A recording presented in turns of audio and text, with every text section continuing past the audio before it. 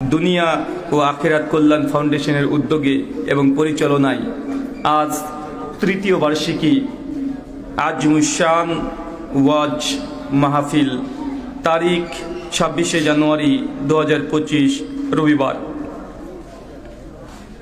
স্থান চাঁদপুর স্বতন্ত্র ইসলামিয়া ইবতেদিয়া মাদ্রাসা, চাঁদপুর দেবিদ্বার, কুমিল্লা। আজকের এই আলোচনা সভাটিকে সফল করার জন্য যারা সার্বিক দিক থেকে সাহায্য এবং সহযোগিতা করেছেন তাদের প্রত্যেকের নাম স্বতন্ত্রভাবে নিয়ে শুকরিয়া আদায় করা সম্ভব নয়। তারপরেও আজকের এই চলন্ত সভার সভাপতি সাহেব এবং সহসভাপতি সাহেব, অতিথি এবং বিশেষ অতিথি সহ দূর দূরান্ত থেকে যেসব দিনী ভাই এবং বোনেরা আলোচনা শ্রবণের উদ্দেশ্যে একত্রিত হয়েছেন, পাশাপাশি যারা অর্থ, শ্রম, মেধা, অক্লান্ত পরিশ্রম দিয়ে আজকের এই আলোচনা সভাটিকে সফল করার প্রয়াস করেছেন, আল্লাহ সুবহানাহু ওয়া তাআলা তুমি তাদের প্রত্যেকের নেক নিয়াত এবং নেক আমলগুলোকে কবুল করে নাও। সকলে পড়ি আমিন। মহান সত্তা আল্লাহ সুবহানাহু ওয়া তাআলার কাছে দোয়া, এই প্রার্থনা, আল্লাহ সুবহানাহু ওয়া তাআলা আমরা মানুষ, আমরা কম বেশি ছোট বড় ভুল, ত্রুটি বিচ্যুতি, গুনাহ, পাপ, অন্যায় করে থাকি। আজকের এই আলোচনা সভার উসিলায় আমাদের পেছনের ছোট ছোট গুনাহগুলোকে তুমি ক্ষমা করে দাও। সকলে পড়ি আমিন। সম্মানিত সুধী,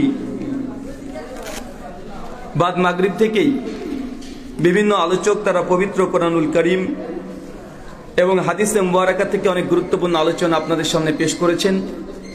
আজকের এই আলোচনা সভার অন্তিম লগ্নে আপনাদের সামনে উপস্থিত হয়েছি একটি নির্দিষ্ট বিষয়ের উপরে কথা বলার জন্য। আজকে যে বিষয়ে গুরুত্বপূর্ণ আলোচনা হবে, আলোচ্য বিষয়, যে আমলে জান্নাতে নবীর সঙ্গী হবেন। কি বললাম বলেন তো? নবীর সঙ্গী হতে চান? কে কে চান না একটু হাত তোলেন তো। উঠে গিয়েছিল অর্ধেক হাত। অতি গুরুত্বপূর্ণ আলোচনা। আমরা প্রত্যেক মুসলিম, এটা আমাদের স্বপ্ন, এটা আকাঙ্ক্ষা যে নবীকে আমরা না দেখেই আনুগত্য করছি, অনুসরণ করছি, তাকে আমরা দুনিয়াতে দেখতে পাইনি, এটা ঠিক।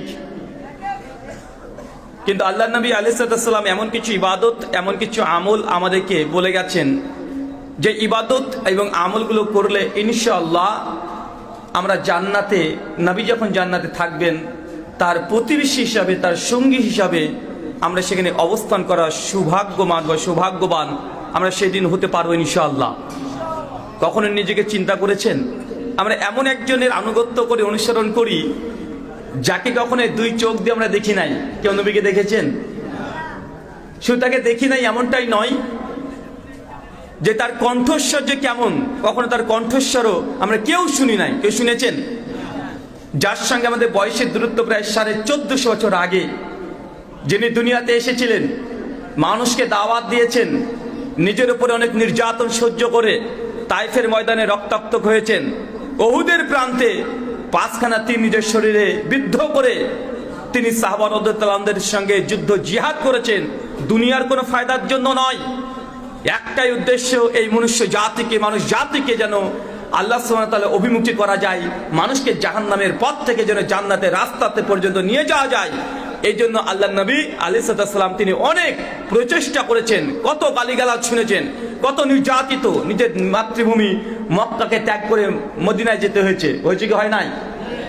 জীবনে যে মানুষটাকে কেউ কোনোদিন আঙ্গুল তুলে কথা বলে নাই, কিন্তু মানুষের পরিত্রাণের জন্য যখন তিনি নিজে কথা বলেছেন, তখন তার বিরুদ্ধে দুনিয়ার সমস্ত শত্রুরা একজোট হয়ে তাকে নিন্দা, সমালোচনা, অস্ত্র সবগুলো ধারণ করেছে কি করে নাই? করেছে। অবাক তখনই মনে হয় যে ব্যক্তিকে আমরা আনুগত্য করে অনুসরণ করি, যাকে আমরা প্রাণীর চাইতে বেশি ভালোবাসি। আমার বাবাকে কেউ যদি একটা বাজে শব্দ বলে, আমার মাকে যদি কেউ খারাপ একটা শব্দ বলে, আমাদের হৃদয় যতটা না ব্যথা পাই, তার চেয়ে আমার নবীকে কেউ যদি বাজে একটা শব্দ ব্যবহার করে, মানে প্রত্যেক মুসলমানের হৃদয় থেকে রক্তক্ষরণ হয় কি হয় না?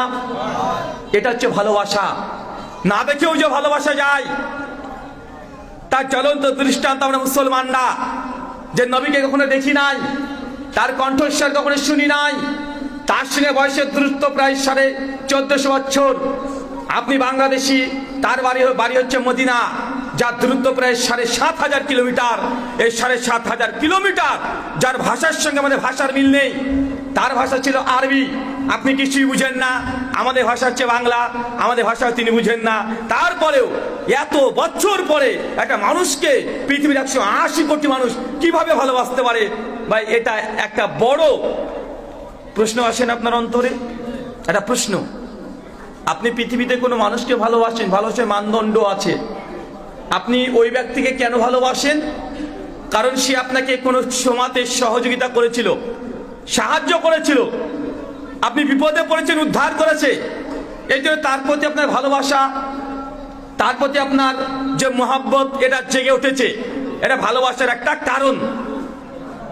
আল্লাহ নবী কখন আপনাকে সহযোগিতা করেছে? কথা বলেন। দুনিয়াতে কোন সে সহযোগিতা করেছে? কখন আপনাকে অর্থ দিয়েছে, টাকা পয়সা দিয়ে সাহায্য করেছে? না। তারপরে দেখেন আমরা তাকে ভালোবাসি। আপনি আপনার স্ত্রীকে ভালোবাসেন কারণ তার সৌন্দর্যে আপনি পাগল হয়ে গেছেন। তার সৌন্দর্য, বাহ্যিক দৃষ্টি, সৌন্দর্য, এটা আপনাকে পাগল পাড়া করে দিয়েছে। এই জন্য আপনি স্ত্রীকে ভালোবাসেন। কিন্তু আল্লাহর নবীকে আপনি কখনো দেখেছেন তিনি কখন কখন তিনি কেমন তিনি দেখতে ছিলেন? আমরা তাও জানি না। তারপর আমরা ভালোবাসি। এটা হচ্ছে প্রকৃত ভালোবাসা।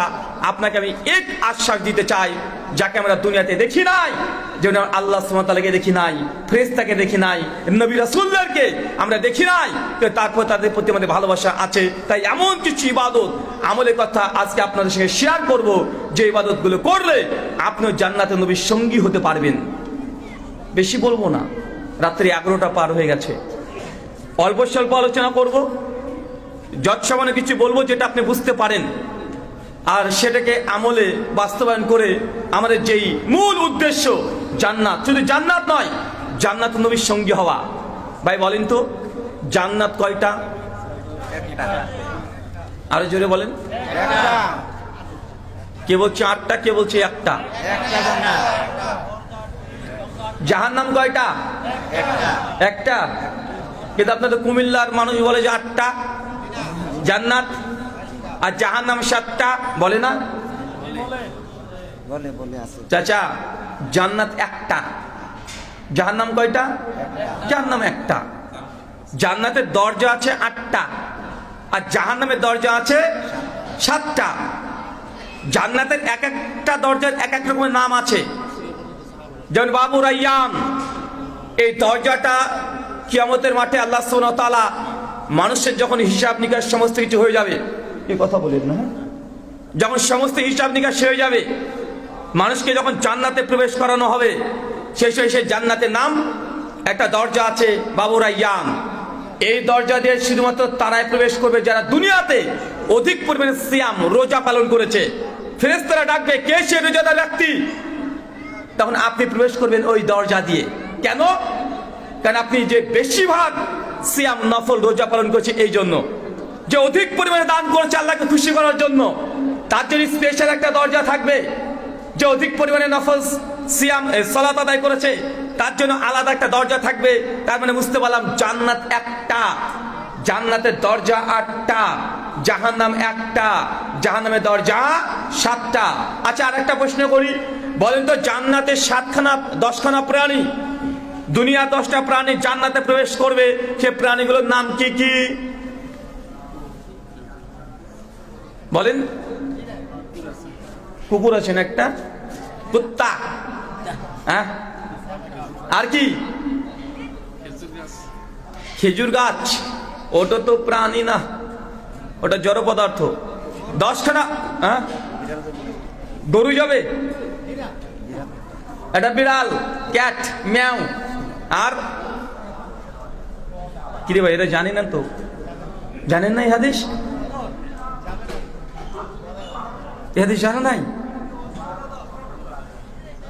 কেন? ওই সালে আলাইহিস সালাম উট নিয়ে যাবে না, আসাবে কাহাবের কুত্তাটা যাবে না, হুদহুদ পাখি যাবে না, নবী সুলাইমান আলাইহিস সালামের ওই যে পিঁপড়া, ওগুলো যাবে না?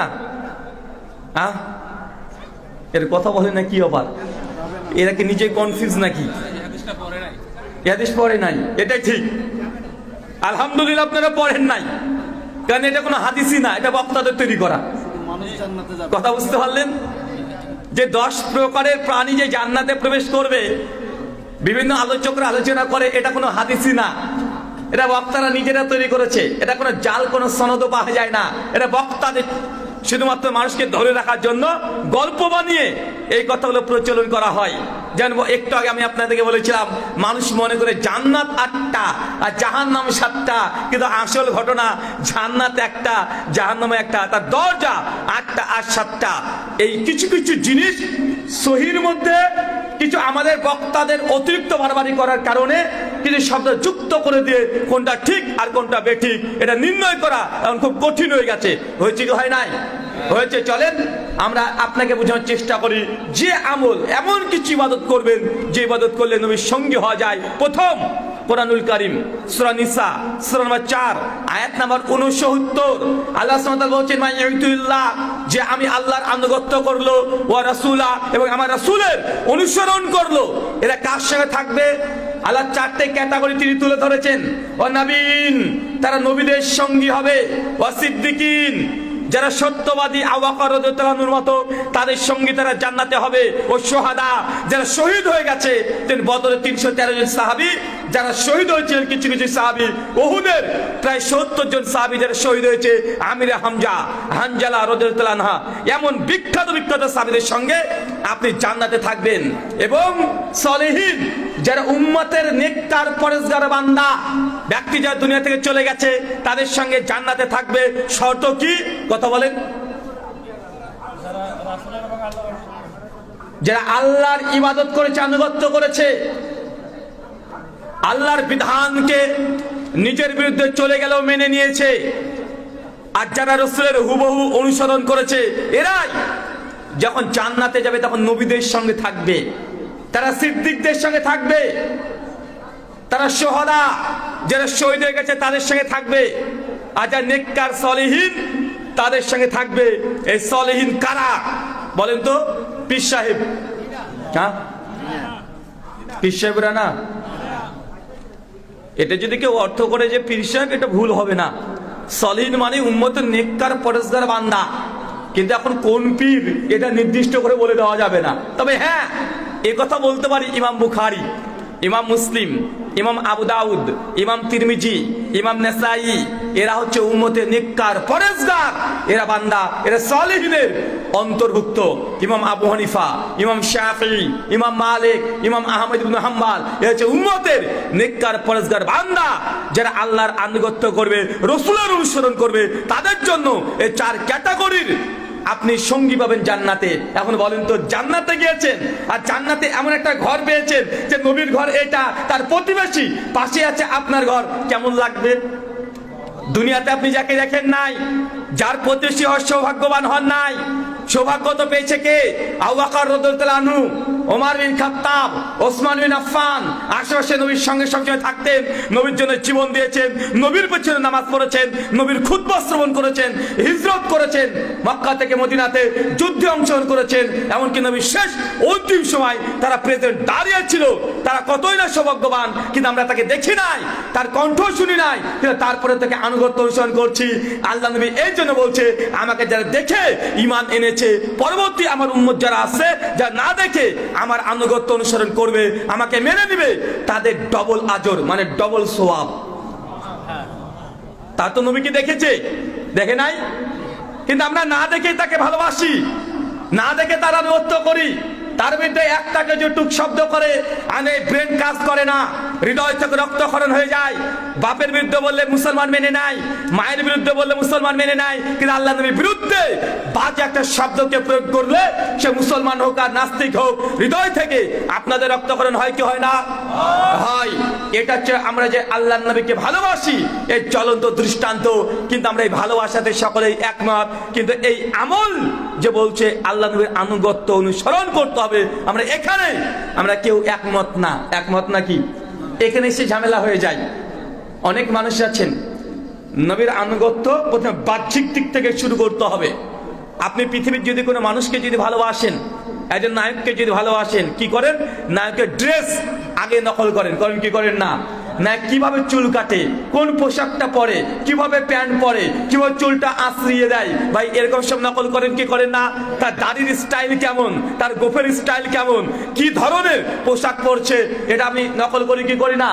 আমরা সকলে নকল করি। কিন্তু আল্লাহর নবীকে আপনি যে ভালোবাসেন, নবীর যে বাহ্যিক সূরত আপনার মধ্যে দেখা যায়, আপনাকে দেখে তো কালমার্ক, লেনিন, স্ট্যালিন এদের মতো মনে হয়। মুখে আপনার দাড়ি কই? জি, নবীর জন্য জান দিতে পারি, কিন্তু দাড়ি রাখতে পারবো না, তাই না ভাইজান? মা যদি বউকে তালাক দিতে বলে, যে প্রশ্ন এসেছে একটু আগে, অভিযোগ টাকা, প্রশ্ন করছেন স্ত্রীকে কি তালাক দেওয়া যাবে?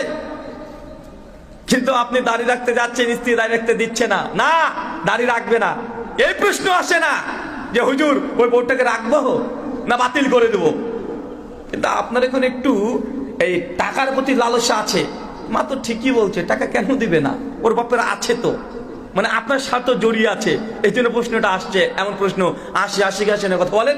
আরে আল্লাহর নবীর বাহ্যিক সূরত দাড়ি রাখা, শুধু আল্লাহর নবীর না, পৃথিবীতে এমন কোন নবী নাই, এমন কোন শরীয়ত আল্লাহ নাযিল করে নাই যে শরীয়তে দাড়ি রাখার কথা নাই। সহিহ বুখারী কিতাবুল লিবাস হাদিস নাম্বার 5090 আল্লাহ নবী বলছেন, ইবনে আব্বাস থেকে আর সহিহ মুসলিম আসছে আমাদের আয়েশা থেকে, কিছু বর্ণনা আসছে 5টা আর কিছু বর্ণনা আছে 10টা, যে প্রত্যেক নবী রাসূলের কিছু ফিতরাত ছিল। প্রথম, তার দাড়িটাকে বড় রাখবে, গোফটাকে ছোট করবে, আর গোটা শরীরের যেগুলো অবাঞ্ছিত লোম এগুলো ঊর্ধ্বটান 40 দিন তারা উপরে ফেলবে, তারা খতনা করবে। এরকম 10টা খানা নিদর্শন আছে প্রত্যেক নবীদের সুন্নাত। তো এই সুন্নাত আপনি পালন করেন না কেন? দাড়ি কেন রাখেন না বলেন? আপনার ওজোর পেশ করেন, বউকে তালাক দিবেন, মা বলেছে টাকার জন্য, দাড়ি কেন রাখেন না? কে নিষেধ করেছে? নবীকে ভালোবাসি, 350 জর্দা মুখে পান, আপনার 350 মানে বুঝেন না। আমাদের ইন্ডিয়াতে চলে, মানে দরজার টেম্পার কোনটা আছে, 60, 120, 250, 350, মানে এটা মানে জর্দার টেম্পার। আপনাদের মানে সব নাম চলে নাকি হাকিমপুরি, হ্যাঁ বাবা নুরানি, আহারে কি নাম, সব জান্নাতি নামগুলো দিয়ে দখল করে রেখে দিয়েছে। নুরানি মানে জর্দা, চিন্তা করেছেন মানে কত খাটাসে, মানে নামটা দিয়েছে, মানে নুরানি কায়দা, নুরানি কোরআন, নুরানি মাদ্রাসা, ও নাম দিয়ে দিয়েছে। এটা হচ্ছে নুরানি জর্দা, স্পেশাল হুজুরদের খাবার, তাই না? নুরানি দিয়ে হুজুরদের জন্য এটা জায়েজ করে দিয়েছে। আমি অবাক হই, বিশেষ করে আপনাদের কুমিল্লা, ব্রাহ্মণবাড়িয়া এদিকে তো আশিকের রাসূলের অভাব নেই, আছে নাকি? সব আশিকের রাসূল, মানে টাকনার নিচে কাপড় আর হাকিমপুরি জর্দা, আর নবীজির আগমন শুভেচ্ছা স্বাগতম চিৎকার মারছে আর জুলুস বের করছে, এটা হচ্ছে আশিকের রাসূল, আছে না? নাই এমন কথা বলেন? আসারান নবীর আনুগত্য করছে, অনুসরণ করছে, আন্দোলন করছে যে দুনিয়াতে কোনো ব্যক্তির আনুগত্য অনুসরণ চলবে না, যে নবীর বিরুদ্ধে চলে যায় একজন ব্যক্তির আনুগত্য করতে হবে, সেটা আল্লাহর নবী। তাদেরকে বলছে ওয়াহাবি, আছে না? নাই কথা বলেন? আছে। আল্লাহ নবী বলছেন, সে মুসলিম 195 নম্বর হাদিস, কোন ব্যক্তি যদি টাকনা নিচে জামা কাপড় প্যান্ট যদি চলে যায়, মাকাদু মিনান নার, তার থাকার জায়গায় জাহান্নাম। কোথায়? থাকার জায়গায় জাহান্নাম। সত্যি যে নবীকে ভালোবাসতে চান, প্রথমে বাহ্যিক দিক থেকে আপনার সূরতের পরিবর্তন করতে হবে।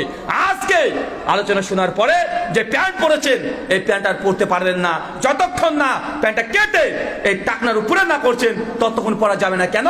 নবীকে আপনি ভালোবাসেন, দাবি করছেন, দাবি করলে তার ড্রেসকে নকল করতে হবে কি হবে না? কথা বলেন। অবশ্যই নকল করতে হবে।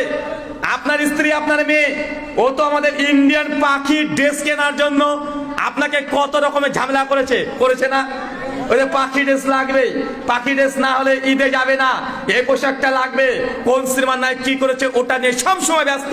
আপনার ছেলে মেসি কাটিং চুল কেটেছে, আছে না নাই? গাছনি কাটিং চুল কাটছে, পোশাক পরিচ্ছদ সবসময় একদম ইহুদি খ্রিস্টানদের নকল করছে।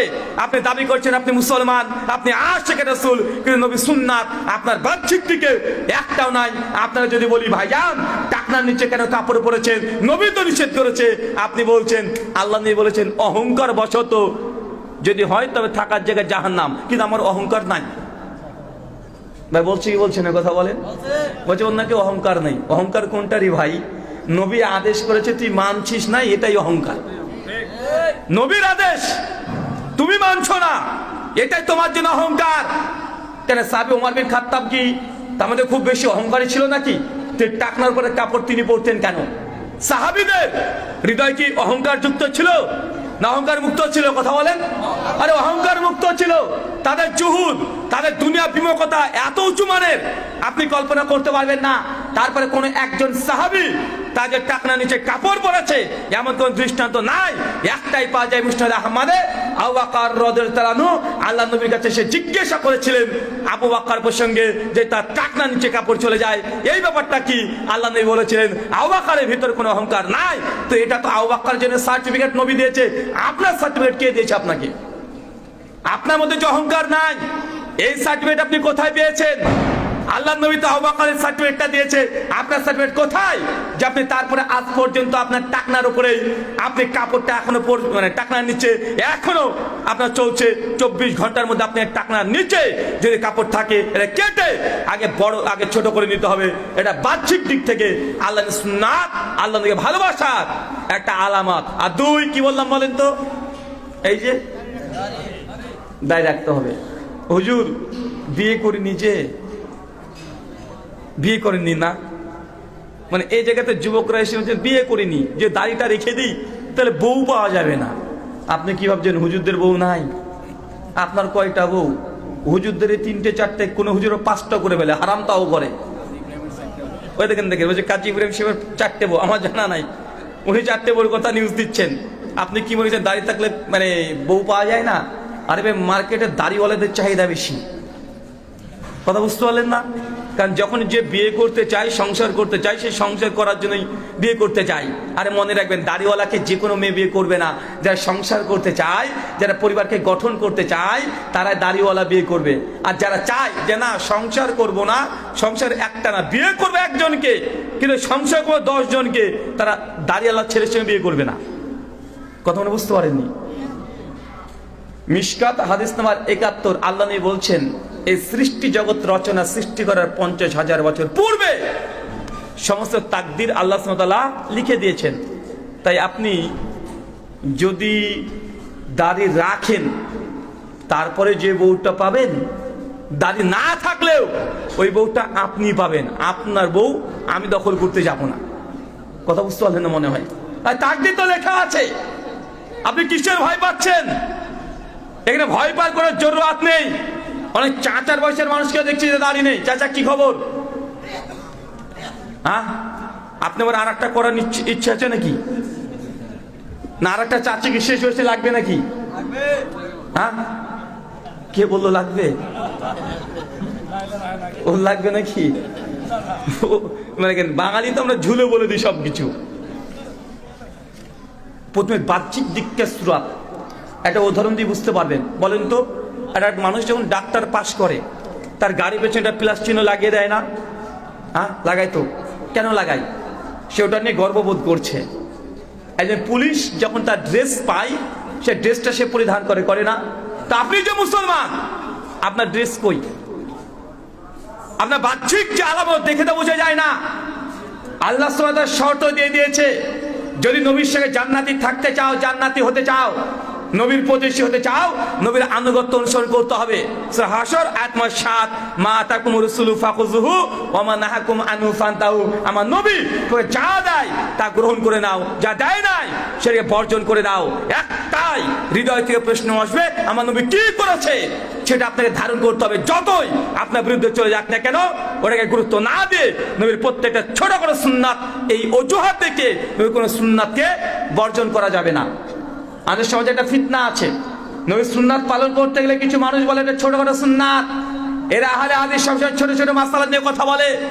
কে বুকের উপরে হাত বাঁধলো, কে নাভির নিচে হাত বাঁধলো, কে 8 টাকার তারাবি, কে 20 টাকার তারাবি, কে জোরে আমিন বললো, কে আস্তে আমিন বললো। এইবার আহলে হাদিসদেরকে বলে যে এরা সবসময় ফিতনা করে ছোটখাটো মাসালা নিয়ে। ভাই এই কথা বলে কি বলে না? বলে। আপনাকে কে অধিকার দিয়েছে আল্লাহর নবীর সুন্নাতকে ছোটখাটো বলার? নবীর সুন্নাতকে ছোটখাটো বলা মানে নবীর শানে এটা বেয়াদবি, নবীর সঙ্গে অপমান করা।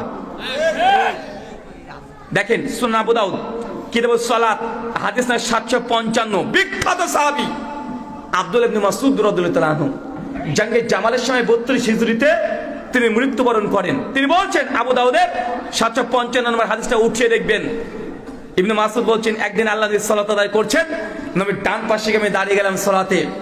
তারপরে আমি আল্লাহর নামাজ পড়ছেন, আল্লাহু আকবার, নামাজ শুরু করে দিয়েছেন। ইবনে মাসউদ বললেন যে আমিও গিয়ে আল্লাহু আকবার, হাত বাঁধলাম নবীর সঙ্গে। লক্ষ্য করেছেন? কি বলেন তো? ডান হাতের উপরে বাম হাত কে বেঁধেছে? সাহাবী ইবনে মাসউদ। তুই ডান হাতের উপরে বাম হাত বেঁধেছে, আমরা হাত বাঁধে কোথায়? বাম হাতের উপরে ডান হাত, আর উনি বেঁধেছেন ডান হাতের উপরে বাম হাত। ইবনে মাসউদ বলছেন, নামাজরত অবস্থায় আল্লাহ চট করে আমার হাতটাকে ধরে বাম হাতের উপরে ডান হাত করে দিলেন। আমার প্রশ্ন, আপনি যে বলছেন যে নবীর সুন্নাত ছোটখাটো, হাত কোথায় বাঁধতে হবে এটা নিয়ে দ্বন্দ্ব করার দরকার নেই, হাত ছেড়ে দিলে কি নামাজ হবে না, এই প্রশ্ন কেন আসবে? আল্লাহ নবী যদি এটাকে ছোটখাটো মনে করতেন, নবী নামাজের সময় সচরাচর এদিক ওদিক তাকান না, নামাজের সময় দুনিয়াবি কোনো কাজ করা মানে জায়েজ নয়, এটা নিষিদ্ধ। কিন্তু আল্লাহ নবী নামাজরত অবস্থায় তিনি নামাজের তরিকা চেঞ্জ করে দিচ্ছে। নবী তো মানে চাইলে পারতেন যে নামাজ শেষ হবে, তাহলে ইবনে মাসউদকে বলতেন, ইবনে মাসউদ তুমি এইভাবে হাত বেঁধেছো, এইভাবে বাঁধা ঠিক হয় নাই, তুমি বাম হাতে করে ডান হাত বাঁধবে, শেখাতে পারতেন কি পারতেন না? পারতেন। কিন্তু তিনি অপেক্ষা করেন নাই, নামাজের মধ্যে তার হাতের স্থান পরিবর্তন করে দিয়েছে। আপনাকে কেউ অধিকার দিয়েছে আল্লাহ নবীর সুন্নাতকে ছোটখাটো বলার? এই পোকাটাকে দূর করতে হবে আপনার ব্রেন থেকে। নবীর কোনো সুন্নাত ছোটখাটো নয়। এই ছোট করে সুন্নাত করতে করতে করতে করতে এখন বলছে যে ভাইজান আপনি দাড়ি রাখেন না কেন? বলছে ভাই সুন্নাত নিয়ে কি লাভ, রাষ্ট্র ইসলাম কেমন হয়েছে, তুমি দাড়ি নিয়ে কি করেছো? ভাই এমন কথা বলে না। ওকে যদি বলে ভাই এই যে তুমি মীর জাফরের মতো দাড়ি রেখেছো আর এদিক দিয়ে দিকে চেঁচেছো কেন? অনেকে আছে না ভাই চাচ্ছে এদিক দিয়ে, কি দরকার রে ভাই চাচার? অনেকে বলছে ভাই এক মুষ্টি পরে দাড়ি রাখতে পারবো কি পারবো না। দাড়ির 4টে মাসালা শুনে নেন। 1, দাড়ি রাখা ফরজ। কি বললাম? হানাফি, শাফি, মালিকি, হাম্বলি সবার ঐক্যমতে দাড়ি রাখা ফরজ। 2, দাড়িকে চেঁচে ক্লিন শেভ করা হারাম। 3, দাড়িকে নিজের গতিতে ছেড়ে দিয়ে বড় করা, এটা সুন্নাত। কিন্তু মানুষ মনে করে দাড়ি রাখা সুন্নাত। চাচা দাড়ি রাখা সুন্নাত না, দাড়িকে বড় করা, ছেড়ে দেওয়া, এটা সুন্নাত। কি বললাম বলেন তো? দাড়ি রাখা কি এজ এ মুসলিম দাড়ি রাখবেন, এটা প্রত্যেক নবীদের ফিতরাত, এটা ফরজ। দাড়িকে চাচা হারাম, আর দাড়িকে নিজের গতিতে ছেড়ে দেওয়া এটা হচ্ছে সুন্নাতে রাসূল। আর দাড়িকে এক মুষ্টির পর রাখতে পারবেন কি পারবেন না, ছোট কাটা জায়েজ না না জায়েজ, এটা নিয়ে উলামাদের মধ্যে মতভেদ আছে। যে অনেক সাহাবীরা তারা এক মুষ্টি পরে কেটেছেন, কিছু সহিহ রিওয়ায়াতে পাওয়া যায়। কিন্তু আমাদের উদ্দেশ্য এটা নয় যে সাহাবীরা কোন আমল করেছে, আমরা দাড়ি কেন রেখেছি। আবু হুরায়রা সুন্নাত হিসাবে, ইবনে আব্বাসের সুন্নাত হিসাবে, ইবনে ওমরের সুন্নাত হিসাবে, না নবীর সুন্নাত হিসাবে? হানাফি, শাফি, মালিকি, হাম্বলি, দেওবন্দি, বেরেলভী, জামাত ইসলামের চরমনাই, এনাদপুরি, জৌনপুরি, রাজারবাগী, ফুলতলি, দেওয়ানবাগী, আটরশি সবাই একমত যে আল্লাহ নবী জীবদ্দশাতে দাড়িতে কোনো দিন কেচি লাগাই নাই। যারাই বলছে দাড়ি কাটা একটু জায়েজ, এদিকে একটু চাচা জায়েজ, নিচে একটু চাচা জায়েজ, তারা বলছে সাহাবীদের আমলের কথা। তো দাড়ি রাখা কাজ সুন্নাত, নবী সুন্নাত হিসেবে যদি পালন করেন দাড়িতে হাত দিতে পারবেন না। আর যদি বলেন না যে জায়েজ কাজটা করব, তাহলে আপনি দাড়ি কাটতে পারেন, চাচতে পারেন, আপত্তি নাই। তবে আল্লাহ জানিয়ে দিয়েছেন যে নবীর আনুগত্য করবে, সুন্নাত অনুসরণ করবে, সে কার সঙ্গে থাকবে? আল্লাহ নবীর সঙ্গে থাকবেন। এখন আপনার সিদ্ধান্ত আপনার কাছে। আর দ্বিতীয়ত বিষয়, আল্লাহ নবীর কোন সুন্নাতকে ছোট করে বলবেন না। ছোট করে সুন্নাত বলা মানে নবীর আদর্শকে লঙ্ঘন করে দেওয়া, চলে যাওয়া। আল্লাহ সুবহানাহু ওয়া তাআলা তুমি আমাদেরকে বোঝার তৌফিক দান করে চলে পড়ি, আমিন। মনে রাখবেন আর একটা 3 নম্বর বিষয়, পবিত্র কোরআনুল কারীম সূরা বনী ইসরাঈল 17 আয়াত নম্বর 71 আল্লাহ জানাচ্ছেন, ইয়াউমা নাদু কুল্লা উনাসিন বিইমামিহিম, কিয়ামতের মাঠে প্রত্যেক মানুষকে, দুনিয়াতে আপনি যাকে নেতা হিসেবে মেনে চলেছেন, হাশরের মাঠ আপনার তার সঙ্গে হবে। দুনিয়াতে যাকে নেতা মেনেছেন, যে চরমনে পীর সাহেবকে নেতা মানেন, কিয়ামতের মাঠে চরমনে পীরের পেছনে উঠবেন। বুঝতে পারলেন না মনে হয়? যদি চরমনায় পীরের সাহেবকে যদি মনে করেন যে তার আনুগত্য করছেন, হাশরের মাঠ আপনার তার সঙ্গেই হবে। যদি আপনি যাকে, যে কোনো জায়গার মানুষকে যদি আপনি আনুগত্য করেন, তার আদর্শকে গ্রহণ করেন, হাশর তার সঙ্গে হবে। আপনি জেনে রাখেন আমি ভাইদের কাছ থেকে ক্ষমা চেয়ে একটা মিসাল দিচ্ছি, মনে রাখবেন। একজন আহলে হাদিস বাচ্চা ছেলেকে যদি প্রশ্ন করেন যে ভাই নামাজের জোরে আমিন কেন বললেন, ওনার উত্তর কি হবে? কথা বলেন। আর আল্লাহ নবী বলতে বলেছে, সাহাবীরা বলেছে, নবী আদেশ করেছে। সহিহ বুখারী হাদিস 780 আল্লাহ নবী জানিয়েছেন, যখন ইমাম সাহেব গায়রিল মাগদুবি আলাইহিম ওয়ালাদ যালিমিন পর্যন্ত বলবে ফাকাল আমিন, তোমরা আমিন বলো। আল্লাহ নবী বলতে বলেছেন, তাই আমরা বলেছি। সুনান তিরমিজি 248 নম্বর হাদিস, আল্লাহ নবী বলছেন মাদ্দা বিয়া সাউতিহা ওয়া রাফা বিয়া সাউতিহা, যখন আমিন বলবে তখন এই মাদটাকে উঁচু করে বলো এবং একটু টান দিয়ে বলো আমিন, এই কোয়ালিটি ভাবে বলো। আল্লাহর জবাব এটাই, যেমন নবী বলতে বলেছে তাই আমি বলেছি। মাফ করবেন, একজন হানাফি ভাইকে জিজ্ঞাসা করেন, ভাই আপনি আস্তে আমিন কেন বললেন? কি বলে? ভাই আমাদের মাযহাবে আছে আস্তে বলা। সাধারণ আমজনতার উত্তর এটা। একটু আলেম শ্রেণীর যদি হয়, উনি বলবেন যে ইমাম আবু হানিফা রাহিমাহুল্লাহ তার ইস্তেহাদ, তার সিদ্ধান্ত, তার ফতোয়া যে আস্তে আমিন বলতে হবে। তার মানে আপনি মানলেন কাকে? ইমাম আবু হানিফা রাহিমাহুল্লাহকে। আহলে হাদিসরা কাকে মেনেছে? কোরআনের এই আয়াতের আলোকে হানাফি ভাইয়ের আমি বলি না যে জাহান্নামে যাবে, ওরাও জান্নাতে যাবে। তুমি থাকবে কার সঙ্গে? ইমাম আবু হানিফার সঙ্গে। আহলে হাদিস থাকবে কার সঙ্গে? নবীর সঙ্গে। কেন? কারণ আমরা তো নবীর প্রেমিক। নবী আমল করতে বলেছে তাই করি, আর তুমি বলেছো তোমার ইমাম সাহেব বলেছে তাই করে, তাই তুমি করেছো। তুমি ইমামকে প্রাধান্য দিয়েছো, আমি নবীর আমলকে হুবহু আমল করেছি। অতএব জান্নাত তুমি হলেও জেনে রাখবে আহলে হাদিসরা যে কোয়ালিটির জান্নাত ভোগ করবে, ওই কোয়ালিটির জান্নাত তোমার দ্বারা ভোগ করা সম্ভব নয়। কারণ মাঝখানে তুমি একটা ভায়া মাধ্যম ধরেছো। ভাই ধরেছে কি ধরে নাই? ধরেছে। আপনাকে আর একটা উদাহরণ দিয়ে বুঝতে পারবেন। আমল এক, জান্নাত ভাগ হয়ে যাবে। একই আমল। আপনাদের বাংলাদেশের শাফি মাযহাব আছে? আমার জানা মতে নাই। শাফি বা হাম্বলিরা নাই। আর ইন্ডিয়ার কেরালাতে অনেকগুলো আছে। সৌদি আরবে চলে যাবেন, অনেক পেয়ে যাবেন। মালয়েশিয়াতে পাবেন। বলেন তো হাম্বলি শাফি রাজ্জুল আমিন বলে না? আহলে হাদিসরা বলে। দুজন আমলে এক না? এক না? হাম্বলি থেকে জিজ্ঞাসা করেন, শাফি থেকে জিজ্ঞাসা করেন আমিন জোরে তুই কেন বললি? বলবো আমাদের মাযহাবে আছে তাই, আমাদের ইমাম এই ফতোয়া দিয়েছে তাই। ভাই বলে কি বলে না? আল্লাহকে জিজ্ঞাসা করবেন, বলে নবী বলতে বলেছে তাই। তো দুজনের আমল এক, কিন্তু আকীদার ভিন্নতা করা থাকার কারণে জান্নাতের ভাগ হবে কি হবে না?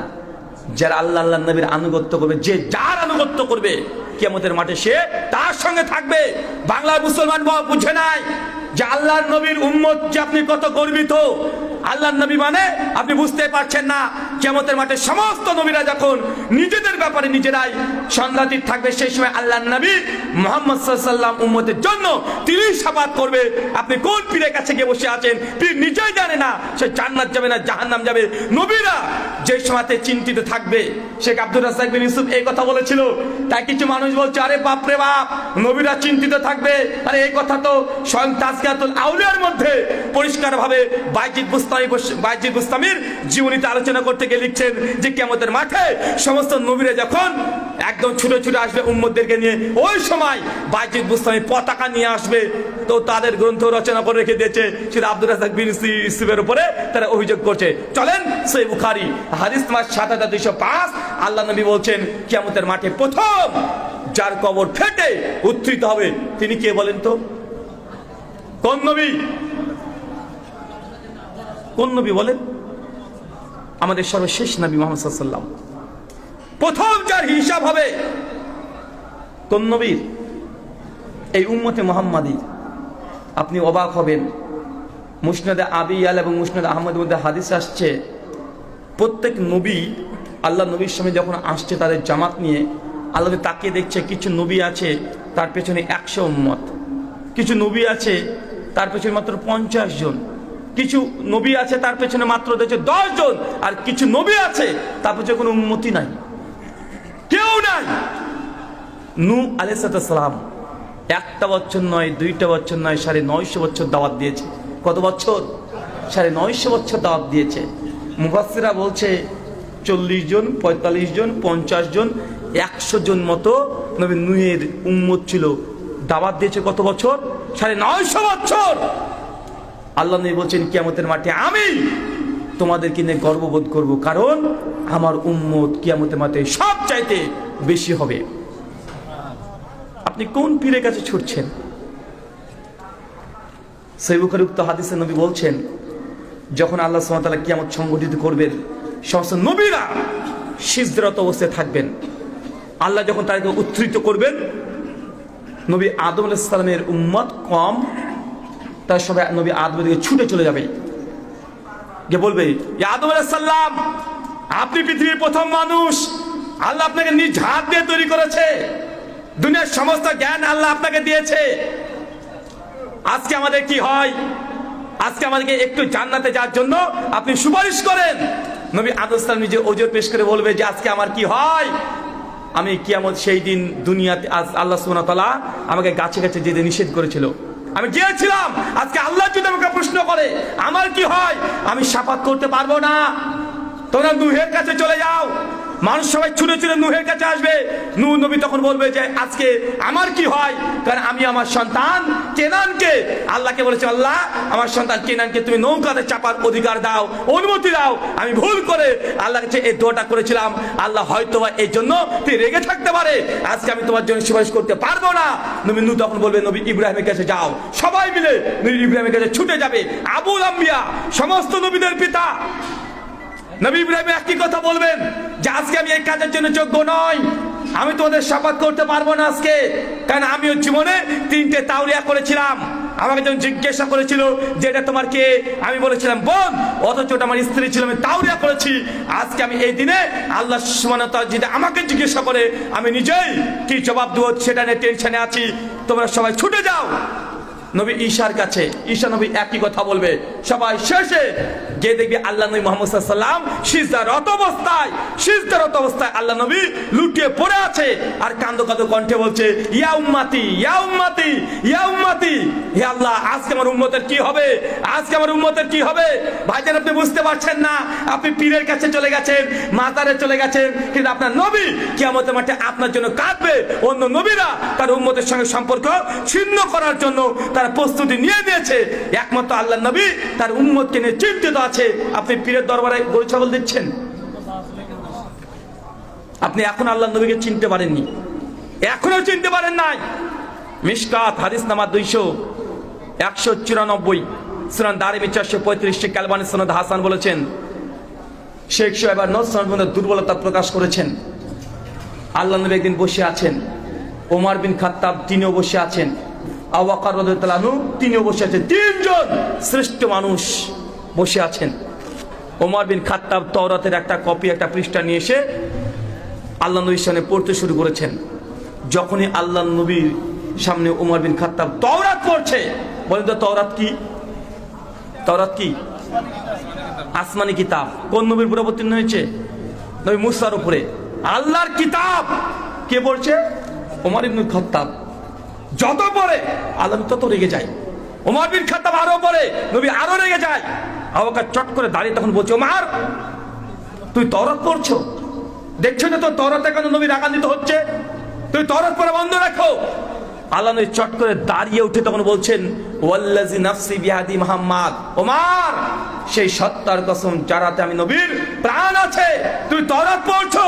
আর তাওরাত তো অবতীর্ণ হয়েছে মূসার উপরে, স্বয়ং মূসা যদি জীবিত হয়ে চলে আসে ফাত্তাবিউনি, তবে নবী মূসাকেও আমার আনুগত্য অনুসরণ করে মূসাকে জান্নাত যেতে হবে, আর তুই তাওরাত পড়ছো। এই হাদিসের ওইটা আপনি বুঝতে পারেননি, এই হাদিসের ওইটা আপনি বুঝতে পারেন নাই।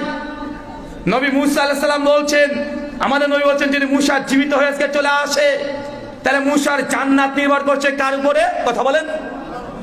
আল্লাহ নবীর আনুগত্য অনুসরণের ভেতরেই। মূসা নবী যদি এসে মনে করে যে সে তাওরাতের বিধান মেনে চলবে বা চলতে পারবে, কথা বলেন, কোরআন আসার কারণে তাওরাত, জাবর, ইনজিল 3টে বাতিল হয়ে গেছে। নবী মুহাম্মদ সাল্লাল্লাহু আলাইহি ওয়াসাল্লাম আসার কারণে মূসা, ঈসা, দাউদ, সুলাইমান, ইউনুস, ইউসুফ, ইউসা, ইয়াকুব যত নবী আছে তাদের সকলের শরীয়ত বাতিল হয়ে গেছে, রহিত করে দিয়েছে। কিন্তু আপনি এখনো আল্লাহ নবীর আনুগত্য বুঝতে পারেন নাই। দুনিয়াতে আরেকজন নবী আসবেন, সেই নবীর নাম কি? ঈসা নবী। তার নবুয়ত টাইম শেষ হয়ে গেছে, নবী হিসাবে নয়, উম্মত হিসেবে আসবেন। বলেন তো সে কি দিয়ে গোটা বিশ্ব জগতের শাসন পরিচালনা করবে? সেই মুসলিমের হাদিস কিতাবুল ফিতানে আসছে, কোরআন এবং সুন্নাহ দিয়ে গোটা বিশ্বকে তিনি শাসন করবেন। ঈসা নবী যদি মনে করে যে তার অবতীর্ণ গ্রন্থ ইনজিল দিয়ে গোটা বিশ্ব জগৎকে তিনি শাসন করবে, ভাই হবে কথা বলেন না? আমার প্রশ্ন এটাই, যদি নবী মুহাম্মদ সাল্লাল্লাহু আলাইহি ওয়াসাল্লাম আসার কারণে নবী ঈসার আনুগত্য, মুসার আনুগত্য বাতিল হয়ে যায়, তাই দুনিয়াতে যত পীর বলেন, বুজুর্গ বলেন আর ইমাম বলেন, তাদের আনুগত্য কিভাবে জায়েজ হতে পারে? আল্লাহ সুবহানাহু ওয়া তাআলা তুমি আমাদেরকে নবীর প্রত্যেকটা সুন্নাতের উপরে আমল করার তৌফিক দান করো, সকলে পড়ি আমিন।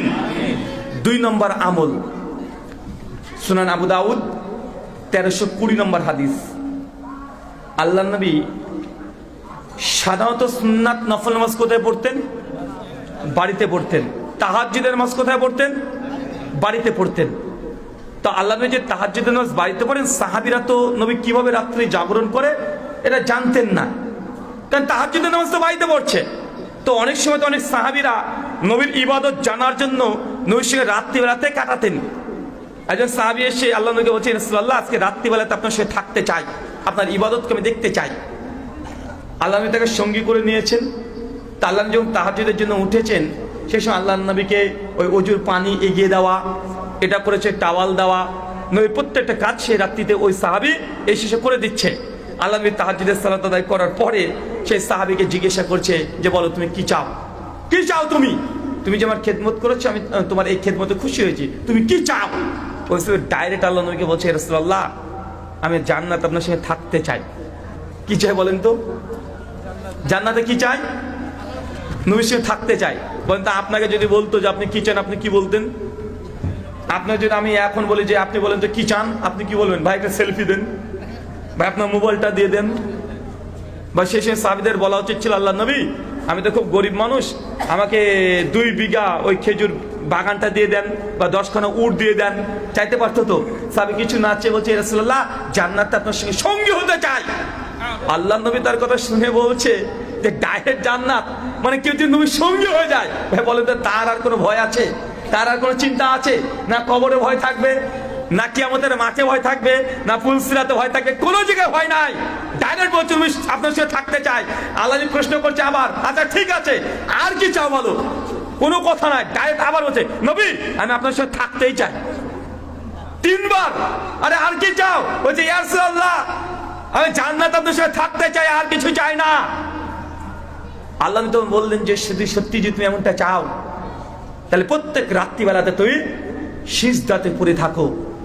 ইমাম হাজার ফাতুল বারির মধ্যে হাদিস নিয়ে এসে আলোচনা করে বলছেন, এই হাদিসের অর্থ হচ্ছে তাহাজ্জুদের সালাতে দাঁড়িয়ে যাও। তাহাজ্জুদ যে যত বেশি পড়বে, যার যত বেশি তাহাজ্জুদ হবে, আমলে থাকবে, সে নবীর তত নিকটবর্তী হয়ে যাবে। কথা বুঝতে পারলেন না মনে হয়? নবীর সঙ্গে হতে চান এবার? আজকে হাদিস শোনার পরে তাহাজ্জুদ আর মিস করা যাবে না, তাহাজ্জুদ পড়তে হবে। চাইলে 2 রাকাত, সম্ভব যদি না হয় 2 রাকাত আপনার নামাজ তাহাজ্জুদে পড়তে হবে, মিস করা যাবে না। যে নবীর সঙ্গী হতে চান, দুনিয়াতে নবীর সঙ্গী হতে পারেন নাই, ইনশাআল্লাহ জান্নাতে আল্লাহ এই আমলগুলো করে নবীর সঙ্গী হিসাবে আমাদের প্রত্যেককে কবুল করে না, সকলে পড়ি আমিন। তাহাজ্জুদের ফজিলত অনেক অনেক আছে, অনেক আছে। মুস্তাদ আহমদ হাদিস নম্বর 8216 সনদ হাসান। ওমর বিন খাত্তাব বসে আছেন, আল্লাহ নবী বসে আছেন। একজন অপরিচিত সাহাবী এসে আল্লাহ নবীকে বলছেন, ইয়া রাসূলুল্লাহ আমি মদিনার একটা মেয়ের সঙ্গে আমার প্রেমের সম্পর্ক ছিল, তার সঙ্গে এমন কোনো কিছু নেই যে আমি করিনি। বুঝতে পারছেন, একটা ইয়াং ছেলে মেয়ে, মানে এমন কিছু নেই যে করিনি, শুধুমাত্র তার সঙ্গে ফিজিক্যাল রিলেশন, শারীরিক সম্পর্ক, এটা বাদ দিয়ে। যখন এই কথা বলেছে ওমর বিন খাত্তাব সে রেগে গেছেন। আর কি বলছো নবীর সামনে? তুমি গুনাহ করেছো, পাপ করেছো, নবীকে সে বলছো? তাকে ধমক দিতে শুরু করেছে। ওই সাহাবীর কথার কোনো উত্তর আল্লাহ নবী কোনো কথাই বললেন না। ওই সাহাবী হেঁটে চলে যাচ্ছেন। আল্লাহ নবী কিছুক্ষণ পর তাকে ডাকলেন, ডেকে বলছে, তাই শোনো, আজকের পর থেকে রাত্রিবেলাতে আল্লাহর কাছে তাহাজ্জুদে দাঁড়িয়ে তুমি চোখের পানি ফেলতে থাকো। এই হাদিস থেকে মুহাদ্দিসগণ সিদ্ধান্ত দিচ্ছে জিনার কেউ যদি সঙ্গে লিপ্ত থাকে, কি বলেন তো, জিনা, ব্যভিচার, পাপাচার কেউ যদি লিপ্ত থাকে, তাহাজ্জুদ এমন সালাত যে সালাতে জিনার মতো মহাপাপ গুনাহ কাবিরা ধ্বংস করে দিতে পারে। তাহাজ্জুদ সালাতের এটা ফজিলত, সবচেয়ে বড় ফজিলত আপনি নবীর সঙ্গী হবেন। এর চাইতে বড় ফজিলত দুনিয়ার জমিনে, আসমানের জমিনে আর কিছু হতে পারে? কথা বলেন। 3 নম্বর আরেকটা আমল, সুনান তিরমিজি 2117 নম্বর হাদিস। আল্লাহ নবী বলছেন, কেউ যদি এতিম সন্তান, এতিম বুঝেন? এতিম বুঝেন? যার বাপ মা মারা গেছে, এতিম, এতিম যদি প্রতিপালন করেন, নবী বলছেন সে আর আমি কিয়ামতের মাঠে থাকবো এই অবস্থায়। কি অবস্থায় বলেন তো? মানে এতটা পাশাপাশি থাকবে। এটা আপনার দায়িত্ব, আপনার কর্তব্য, জোর করে নয়। এলাকা থেকে ইয়াতিম আছে তাকে নিয়ে এসে, হাত পা ধরে নিয়ে এসে তার খেদমত করা, তার পরিচর্যা করা, তাকে প্রতিপালন করা, বয়স যখন হবে তার বিবাহ দিয়ে দেওয়া, নিজের সন্তানের মতো ব্যবহার করা, এটা আপনার দায়িত্ব যদি আপনি নবীর সঙ্গে জান্নাতে থাকতে চান। বলেন তো কয়টা আমলের কথা বললাম? কয়টা বললাম? একজন চট করে দাঁড়িয়ে বলেন তো কি কি বললাম? কি রে ভাই, দেখেছেন? আরে গোটা বক্তব্য বলতে পারে না, জাস্ট 3টে আমলের কথা বললাম। 3টে আমল বলেন, কি কি বললাম? যে 3টে আমল করলে জান্নাতে নবীর সঙ্গী হওয়া যায়। জোরে বলো। বাহ্যিক আমল কখন বললাম? না ভাই, একটু ভুল হয়ে গেছে তাহলে বুঝতে। নবীর সুন্নাতের অনুগত্য অনুসরণ করা, একটা নামাজ, রোজা, হজ, যাকাত, দান, সাদকা, বিবাহ, শাদী সবকিছু নবীর সুন্নাত মেনটেন করে করতে হবে। মানে নবীর সুন্নাত অনুসরণ করলে জান্নাতে নবীর সঙ্গী হবেন। 2, তাহাজ্জুদের সালাত, মাশাআল্লাহ। 3, এতিম প্রতিপালন করা, করবো তো ইনশাআল্লাহ। এই 3টে আমল করবো। জাস্ট আমি ছোট ছোট আলোচনা এই জন্য করলাম যেন আপনার মনে থাকে। আলোচনা তো হাজার হাজার বক্তব্য ইউটিউবে পেয়ে যাবেন, নতুন কিছু না। আজকে আলোচনা থেকে 3টে জিনিস শিখতে পারলেন। কেউ যদি একজন আমল করে আর তার ডেস্টিনেশন যদি হয় নবীর সঙ্গে থাকতে চাই, ইনশাআল্লাহ আল্লাহ আমাদের 3টে আমল করে তুমি তৌফিক দান করে, সকলে বলি আমিন। জান্নাতে নবীর সঙ্গী হওয়ার তৌফিক দান করে, সকলে বলি আমিন। আমাদের মধ্যে যারা মৃত্যুবরণ করছে আল্লাহ তাদেরকে তুমি ক্ষমা করো, সকলে বলি আমিন। প্রশ্নোত্তর হবে না ছুটি? একটু জ্ঞান সংক্ষিপ্ত যেটা চাইছি, আচ্ছা আপনার অপেক্ষা আছে আমাদের সভাপতি অসুস্থ। আচ্ছা আচ্ছা, প্রশ্ন আপনি পড়েন। এই প্রশ্নটা হচ্ছে, আমরা মা বাবাকে বলি, আমরা বাবাকে বাবা বলি, কিন্তু আমার বউ কি আমার বাবাকে বাবা বলতে পারবে? ইসলামে কি বলে? প্রশ্ন আমি রিপিট করবো, সমস্যা নেই ভাই। প্রশ্ন যে শ্বশুর এবং শাশুড়িকে বাবা মা বলে ডাকা যাবে কি যাবে না? ডাকতে পারবেন, কোনো সমস্যা নেই। সহিহুল বুখারীর যে রেওয়াত আসছে যে তোমার বাবা না তাকে যদি বাবা পরিচয় দাও তাহলে সেটা গুনাহ কাবিরার অন্তর্ভুক্ত, তাই তো? এই হাদিস দ্বারা অর্থ এটা নয় যে কাকে বাহ্যিক দিক থেকে বাবা মা বলে আপনি ডাকতে পারবেন না। যেন আপনার নিজের মেয়ে, আপনি মেয়েকে মা বলে ডাকতে পারেন না? মা এদিকে আয়। এলাকায় বাচ্চা ছোট ছেলে আছে, এ ছেলে, এ বাবা আয় বলে ডাকেন না?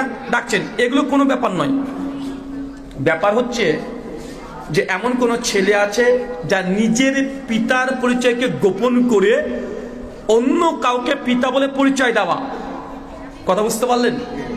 নিজের পিতার পিতৃ পরিচয়কে গোপন করে অন্য কাউকে পিতা বলে পরিচয় দেওয়া, এটা হারাম, এটা গুনাহ কাবিরা। কিন্তু কাউকে এমনি মুখে ডাকবেন, এই মুখে ডাকাটা এটা আপত্তিকর নয়। শুকরান। যে পালক সন্তান আছে, পালক সন্তান, আপনি একটা সন্তান প্রতিপালন করবেন, যখন জন্ম নিবন্ধন পত্র যখন লিখছেন তখন ওই পালক পুত্রের আসলে বাবা তার নামটা লিখতে হবে, আপনার নাম লেখা যাবে না। কথা বুঝতে পারলেন? ওই ছেলেটা প্রতিপালন হবে, আপনাকে বাবা বলে ডাকবে, আব্বা বলে ডাকবে, আব্বু বলে ডাকবে, সমস্যা নেই। কিন্তু খাতা কলম রেজিস্ট্রেশন সমস্ত কিছু নিজের পিতৃ পরিচয় তাকে জানিয়ে দিতে হবে। হ্যাঁ, বুঝি না। পালক পুত্রকে ভাইয়ের সঙ্গে তুলনা করেছে, কোথায়? ওটা দাসকে, ওটা দাস, দাসকে সহিহ বুখারীতে আছে যে তোমরা তাকে দাস বলো না, তাকে ভাই বলো। ওটা দাসকে, কি তো দাস? যুদ্ধে থেকে যেসব গনিমত আসে এবং দাস দাসী যেটা ছিল তাদেরকে ভাইয়ের সঙ্গে তুলনা করা হয়েছে। আর আল্লাহ নবী আলাইহিস সালামের পালক একজন পুত্র ছিল, তার নাম কি? জায়েদ। জায়েদ আল্লাহ নবীর সঙ্গে তার এমন একটা সম্পর্ক ছিল যে বাবা আর সন্তান। মুশরিক কাফেররা বলতো এরা মুহাম্মদের সন্তান। তখনই পবিত্র কোরআন সূরা হাজাবের 40 নম্বর আয়াত থেকে 47 নম্বর আয়াতগুলো অবতীর্ণ হয়ে যায়। তো এখানে কেন আপনাকে বলি যে পালক পুত্রের যখন নিয়ে আসছেন তখন নিজের পরিচয় কার্ডে লেখা যাবে না। এমন হতে পারে যে সন্তানকে নিয়ে এসেছেন তার বাপের নাম জানেন না, এরকম হতে পারে কি পারে না? তার বাপের নামই জানা নেই, তখন কি করতে হবে? ওই জন্ম নিবন্ধন পত্র থেকে শুরু করে সমস্ত কাগজপত্র লিখে দিতে হবে আপনার নাম, ব্যাকেটে পালক পিতা, তার অরিজিনাল পিতা নয়। কেন? এটা একটা ক্রাইম। দেখাচ্ছে আপনি এমন একজনকে নিয়ে আসলেন আপনার বাড়িতে, প্রতিপালন করলেন, বড় হলো, ঠিক আছে, বড় হয়ে গেল। এখন তার যদি পিতৃ পরিচয় গোপন থাকে, তার বাবাকে সে যদি না জানে, বড় হওয়ার পরে যদি বিবাহ দেখে তার নিজের আপন বোনের সঙ্গে হয়ে যেতে পারে কি পারে না? সম্ভাবনা আছে না নাই? আছে। এই জন্য তার নিজের আপন পিতার পরিচয় গোপন রাখা যাবে না, তাকে প্রকাশ করে দিতে হবে। শুকরান।